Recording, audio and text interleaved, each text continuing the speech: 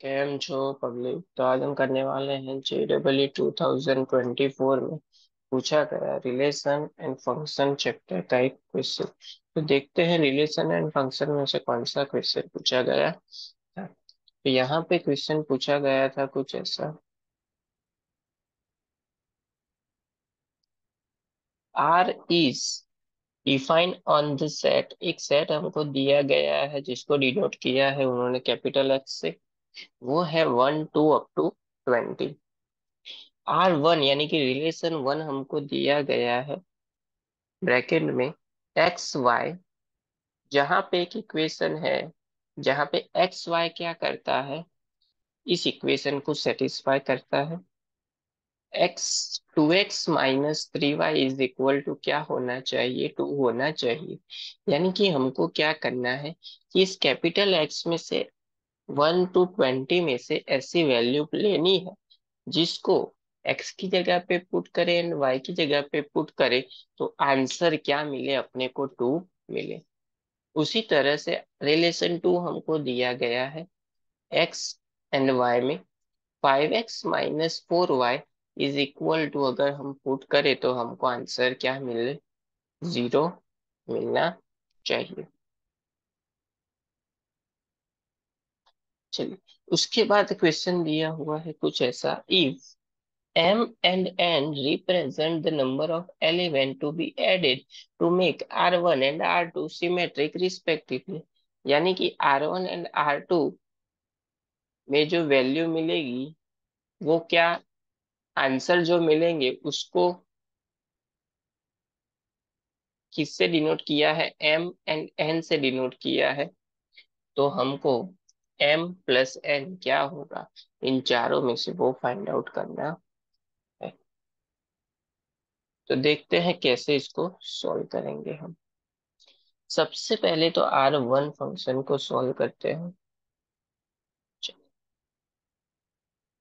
R1 is equal to हमको दिया गया है एक्स वाई,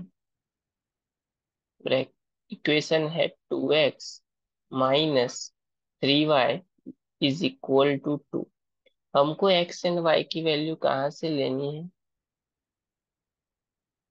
1 to 20 में से लेनी है। चलिए, सबसे पहले तो x की जगह पे ले लेते हैं 4 एंड y की जगह पे ले लेते हैं 2। तो क्या होगा, तो 4 into 2 8, 8 - 3 into 2 6, 8 - 6 हो जाएगा 2। यानी कि 4 and 2 एक रिलेशन मिलेगा। दूसरा रिलेशन हमको मिलेगा 7 and 4। 7 into 2 हो जाएगा 14। 4 into 3 हो जाएगा 12। 14 - 12 हो जाएगा 2। तो ये रिलेशन आएगा। दूसरा रिलेशन ऐसा आएगा 10 and 6।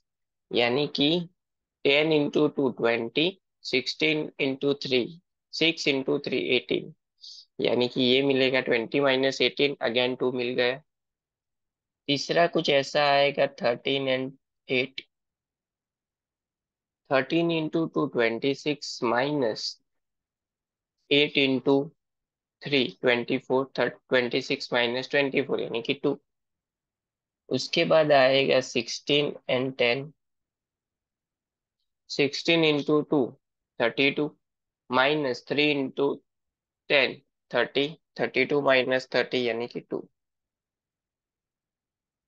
उसके बाद मिलेगा 19 and 12। 19 into 2 38। 12 into 3 36। खत्म हो गया, 90 तक आ गया। उसके बाद कोई भी रिलेशन हमको नहीं मिला। तो यहाँ पे टोटल नंबर कितने मिले, 1। टोटल नंबर ऑफ एलिमेंट्स कितने मिल गए अपने को, 1 2 3 4 5 and 6। यानी कि अपना M क्या हो गया, 6। अब बारी आती है सेकेंड रिलेशन की, वो क्या होगा देख लेते हैं। R2 हमको दिया गया है X and Y. X and Y की ऐसी वैल्यू लेनी है जिससे 5x-4y अगर हम करें तो उसका आंसर क्या मिले, 0 मिले। चलिए, तो R2 में कौन से एलिमेंट आएंगे? तो सिंपल सी बात है, एक्स एंड वाई में ऐसे एलिमेंट आएंगे, यानी कि इसको हम ऐसे 4 का मल्टीपल लिख सकते हैं। इसको एक्स की जगह पे क्या होना चाहिए, 4 का मल्टीपल, एंड वाई की जगह पे होना चाहिए 5 का मल्टीपल। चलिए कैसे, एक्स की जगह पे ले लेते हैं 4,